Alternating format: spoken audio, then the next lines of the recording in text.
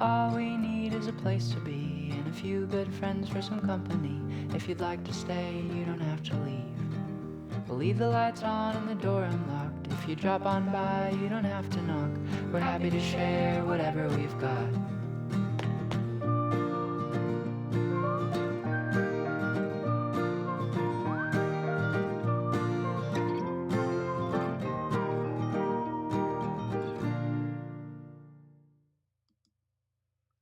Well, hi everybody. It's Gretchen here with Story and Art and keeping it real. This time I am on a premiere because once again I am on the road. This time I'm heading across the country in our camper van with my husband. And as you saw in the opening, I had one of my pictures from Yellowstone from many years ago uh, that I took of a bison. And since that's probably about where I am, I'm either outside of Yellowstone or I've made it almost to the Badlands, which in either place I'm going to see bison. And so I thought for tonight's show, I would bring a story that celebrates the heritage and the history of that amazing animal and how it has shaped so much of North America and the wonderful things that it brought to the country and the cultures of that. And the story I have tonight is called The Gift of the Great Buffalo.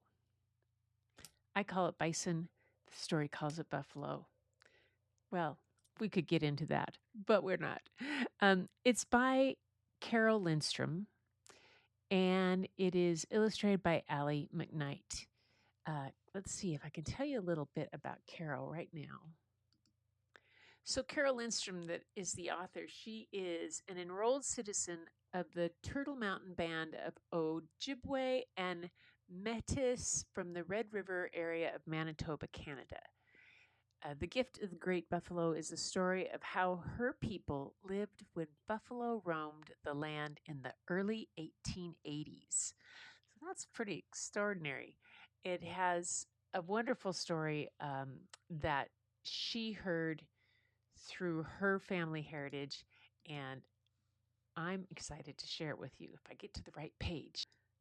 There, I'm back and I'm ready. Thank you, eCamm, for having that pause button that lets me just put a pause on this and still keep recording.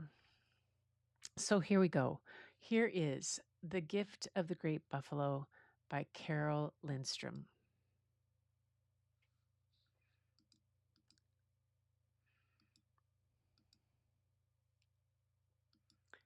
Allie McKnight has done a wonderful job with the illustrations of this. You think you're going to love them. Pulling the buffalo robes tighter, Rose snuggled closer to her Oshimayan Delia. She couldn't sleep with all the excitement of the first night in camp. The howling wolves weren't making it any easier. She lay looking up at the stars and listening to the fiddle music in the distance. Rose could easily tell Pa's jigging from all the others. Even with the soothing music, she found it difficult to calm her mind. Twice a year, her family reunited with hundreds of other Métis families for the biannual buffalo hunt. Many hadn't seen each other over in 6 months. The grown ups shared news while the young ones played games with cousins and friends. After all the families arrived, the men would gather to plan the hunt. It was well organized, with strict laws that were enforced by the captains to ensure order and fairness. Rose was proud of her pa. This was his first buffalo hunt as one of the captains, and he was in command of 10 buffalo hunters. They would all set out tomorrow in search of the herds. Rose recalled Pa saying the arrival of the settlers, and their iron horses had eliminated most of the buffalo. She said a prayer of gratitude to the buffalo for sharing their lives to provide food, shelter, clothing for her people. She ended with the plea that this hunt would be better than the last. The morning of the hunt, Rose was up early helping Ma prepare for the day while Pa and his men readied themselves and their horses. Rose stuffed a braid of sweetgrass into Pa's bundle before he set off. She hoped he would be successful leading the men in the hunt. Once the Buffalo Scouts set off, Rose figured they would be back any minute with news of the herd ahead. After several days, Rose wasn't so sure. Pa and the other captains joined the scouts to help track buffalo, but they didn't fare much better. I wish you would take me on the hunt with you, Pa. Rose helped Pa track rabbits and beaver. She was sure she could track buffalo. That's no place for you. Besides, Ma needs you more. That night, Rose overheard Ma and Pa talking by the fire. It's been over a week and still no buffalo. Pa sounded tired and worried. I feel the spirit and the mashkode bishkehikwa around us, said Ma. It won't be long. Rose had never heard Pa so discouraged. She made her decision. Pa was up before the sun. Rose was up behind him. She was going to help scout buffalo. She rode across the rolling prairie for what seemed like miles. No sign of buffalo, not a track. The sun was sinking lower in the sky, and Rose grew worried about getting back to camp before dark. She couldn't turn back yet. She was so close she could sense it. Rose slid from her horse and got down on the ground. She dug her hands into the dirt and spoke to the buffalo she had seen her Ma and Cookum do many times before they cleaned him, thanking the buffalo for the gift of their life. She felt the spirit of the buffalo around her. She knew if they saw her and her horse, they might stampede. Then there was no telling how far they might run. But how could she track them? As Rose pulled herself up, she caught sight of something out of the corner of her eye. She stood frozen in place. A snarling wolf was staring back at her from behind her saddle.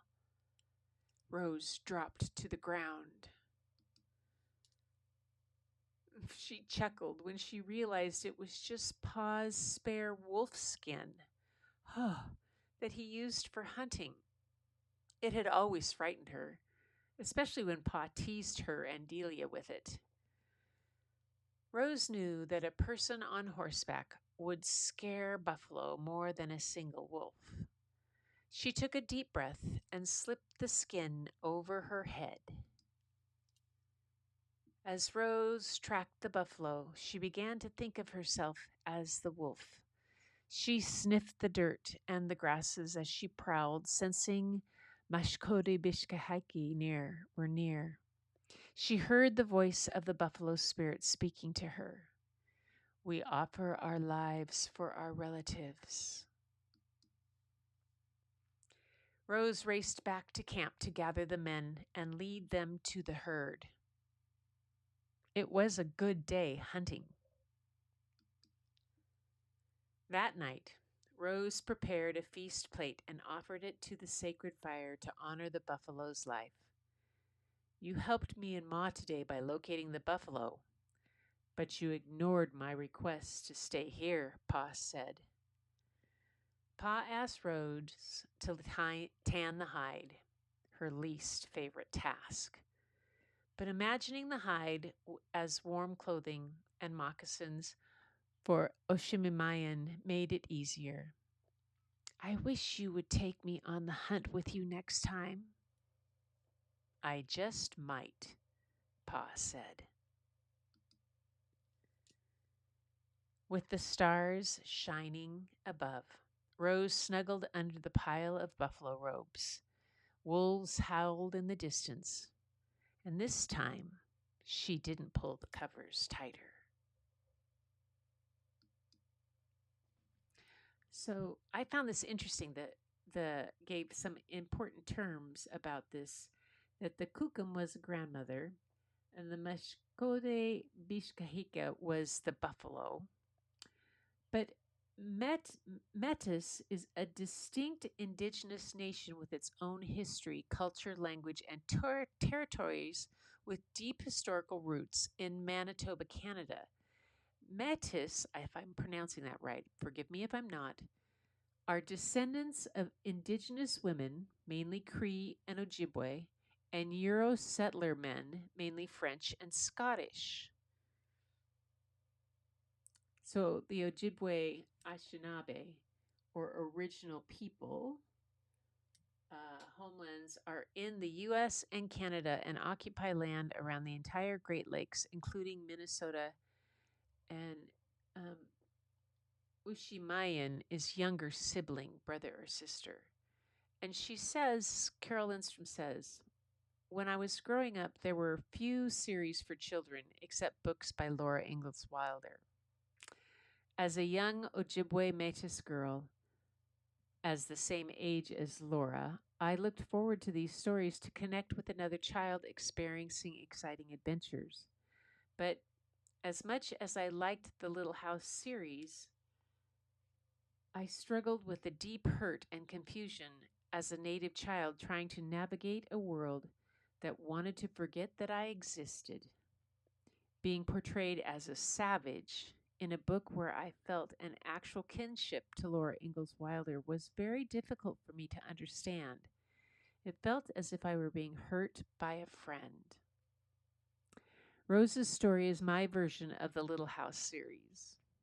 I've used carefully researched detail of day-to-day life to imagine the experiences of a young girl who knows she is part of a bigger whole and is eager to show how she can be useful. Through Rose, readers will know that before there was a little house on the prairie, there was a little teepee on the prairie. There were thriving and vital humans who were living, breathing, and raising their families on the same land where the Little House stories were set between the 1860s and 1870s. They had their own laws and governments and lived in harmony with the land and with the environment. There were young girls like Rose having exciting adventures. This story of a family on a buffalo hunt is a glimpse into the time, a glimpse of a side of history you likely haven't heard about before. So many of our picture books that we read have that glimpse of a history that we've never heard. This erasure is a serious injustice I wanted to address head on. I wish I'd had this version of the story when I was a child. I wish I could have seen myself reflected back in the adventurous stories. I wish other children could see me and see that we have always been here. We are still here, and we shall remain. It goes on to talk about that the buffalo hunt was an integral part of the Métis way of life. For generations, the Métis were free to roam the plains following buffalo herds without boundaries or limitations. And today, she says, as of 2019, when was many Native American tribal nations and First Nations of Canada are seeing buffalo returned to their homelands. The reintroduction is revitalizing Indigenous cultures, reinstituting ceremonies, and reinvigorating language and educational programs for young people alongside elders to teach across age groups. Bringing back the Buffalo Nation is bringing back much of that has been lost. That is so true. And what's amazing too in that is that reintroduction of the buffalo or the bison is actually revitalizing so much of the land that when they were nearly extinct, we lost so much of what they did as they brought so much richness to the soil, and it caused the seeds to be moved and around, and the prairie dogs that were there. There's a fascinating National Geographic on the way that the reintroduction of bison has revitalized the part of the Badlands and also in areas in New Mexico and in Mexico. It's just fascinating. Anyway, that's my story for tonight. Thank you so much. Well, let's see. This is probably Thursday, the 18th, I think, is when this is going out. And like I said, somewhere in the Midwest or just just east of the Rockies, probably east of Yellowstone, maybe at the Badlands is where I am. But I wanted to bring this story to you. Um, Bison are some of my favorite animals. I love photographing them. I love seeing them in their natural habitat, and it's just something to behold. So, everybody, that brings me to the close tonight for this story. Until next time, keep looking for the beauty hidden in plain sight. It's all around you, but the first place you'll find it is when you go look in your own mirror. And thanks so much for being here.